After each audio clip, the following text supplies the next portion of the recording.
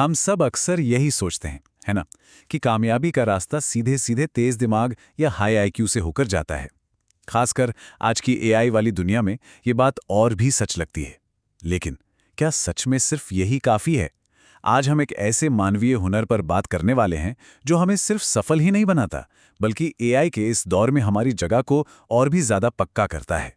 और वो है इमोशनल इंटेलिजेंस। तो आज के इस सफर में हम क्या क्या देखने वाले हैं? सबसे पहले हम समझेंगे कि सिर्फ आईक्यू से काम क्यों नहीं चलता। फिर इमोशनल इंटेलिजेंस के 5 जरूरी स्किल्स को जानेंगे। अपने भावनाओं को समझने का एक तरीका देखेंगे। और हाँ, इसे बेहतर बनाने के लिए कुछ कमाल की रणनीतियों पर भी बात करेंगे। और आखिर में देखेंगे कि इमोशनली इंटेलिजेंट बनने का मतलब क्या है। तो चलिए शुरुआत करते हैं इस सबसे बड़े सवाल से कि आखिर सिर्फ किताबी ज्ञान या सोचने समझने की तेज रफ्तार ही जिंदगी में सब कुछ क्यों नहीं है। इसे समझने के लिए निशा की कहानी देखते हैं। पढ़ाई में ब्रिलियंट, क्लास में हमेशा टॉप पर, कराटे चैंपियन, मतलब हर लिहाज से परफेक्ट।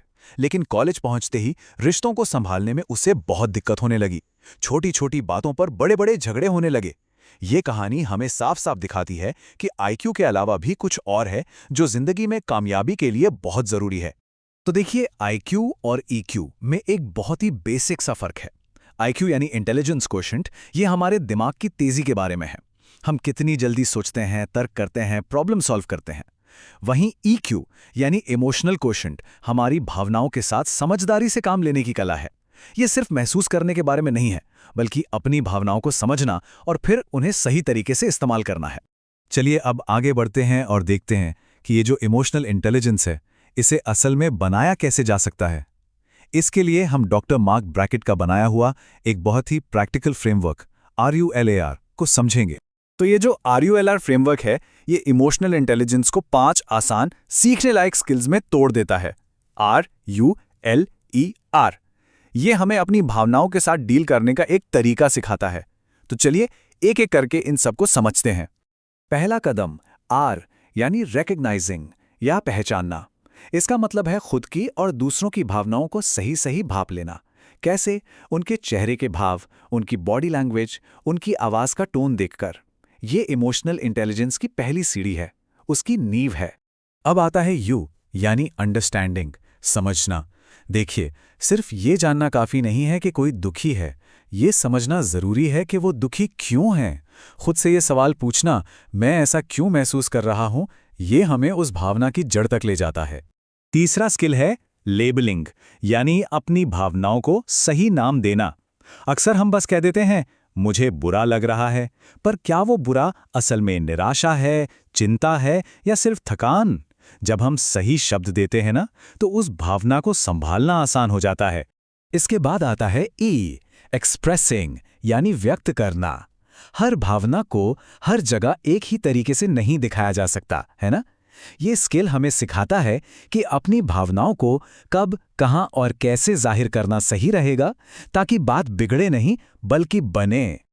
और रूलर का आखिरी R है रेगुलेटिंग, यानी नियंत्रित करना। और ये सबसे जरूरी है।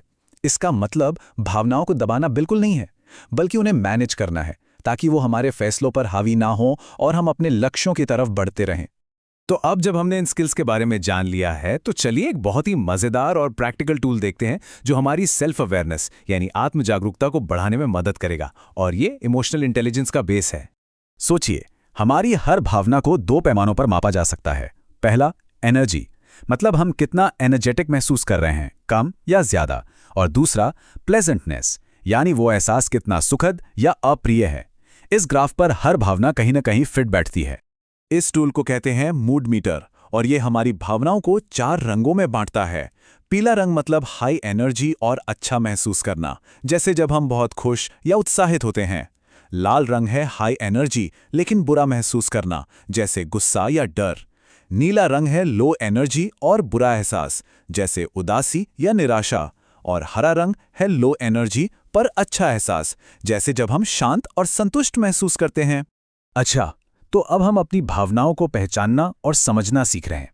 तो चलिए अब कुछ ठोस रणनीतियों पर बात करते हैं जिनसे हम अपने इमोशनल इंटेलिजेंस स्किल्स को और बेहतर कर सकते हैं। पर आगे बढ़ने से पहले एक पल रुककर इन सवालों के बारे में सोचिए। क्या अपनी भावनाओं को समझना और कंट्रोल करना आसान लगता है? क्या दूसरों के मन में क्या चल रहा है इसका अंदाजा लग जाता है? ये सवाल हमें बताएंगे कि हमें कहाँ ज्यादा मेहनत करने की जरूरत है। देखिए, कोई भी सुधार अंदर से शुरू होता है।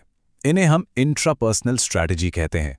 मतलब अपनी भावनाओं को पहचानना, उनके पीछे के कारण जानना, बिना सोचे समझे रिएक्ट करने के बजाय खुद को कंट्रोल करना और एक पॉजिटिव नजरिया बनाए रखना, ये सब खुद पर काम करने के तरीके हैं। और जब हम खुद को समझने लगते हैं ना, तो दूसरों को समझना भी आसान हो जाता है। यह है इंटरपर्सनल स्ट्रैटेजी। इसमें आता है सहानुभूति रखना, दूसरों की भावनाओं को समझना, उनकी बात ध्यान से सुनना और रिश्तों को अच्छी तरह से निभाना। और इन सब में से सहानुभूति या एम्पैथी एक बहुत ही खास स्किल है। ये सिर्फ किसी के लिए अफसोस जताना नहीं है।